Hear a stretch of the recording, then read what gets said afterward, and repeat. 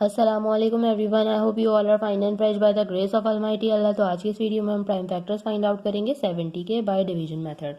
तो जब भी हम किसी वैल्यू के प्राइम फैक्टर्स फाइंड आउट करते हैं तो उसे हम प्राइम नंबर से ही डिवाइड करते हैं। प्राइम नंबर्स वो नंबर्स होते हैं जो सिर्फ और सिर्फ अपने और 1 के टेबल में आते हैं।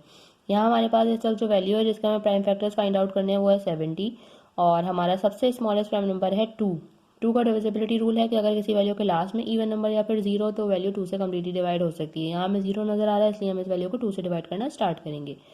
2 के टेबल में 7 नहीं आता तो छोटा नंबर 6 आता है 3 पे। जो 1 हमारे पास रिमाइंडर है वो चला गया है 0 के पास, बन गया 10। 2 के टेबल में 10 बिल्कुल आता है 5 पे। अब ये हमारे पास लास्ट में ऑड नंबर आ चुका है।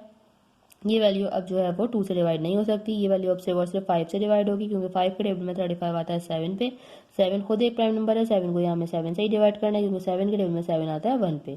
यहाँ हम 70 को कम्प्लीटली डिवाइड कर चुके हैं और हमारे पास आ चुके हैं इसके तमाम प्राइम फैक्टर्स। अब इसके प्राइम फैक्टर्स को हम लिखेंगे किस तरह। सबसे पहले तो हम यहाँ पे इस तरह लिखेंगे कि प्राइम फैक्टर्स ऑफ 70, और ये तमाम हमारे पास आए हैं 70 के प्राइम फैक्टर। इनको हम किस तरह लिखेंगे, 2 multiply by 5 multiply by 7।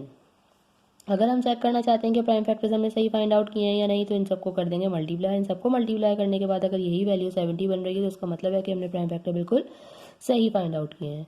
I hope कि वीडियो आपको अच्छे से समझ आई है। अगर ये वीडियो आपको पसंद आएगी तो लाइक और शेयर जरूर करें, हमारे चैनल को भी सब्सक्राइब करें। इंशाल्लाह बहुत जल्द मिलती हूँ आप अपनी नेक्स्ट वीडियो में। अपना बहुत ख्याल रखिएगा। अल्लाह हाफिज़।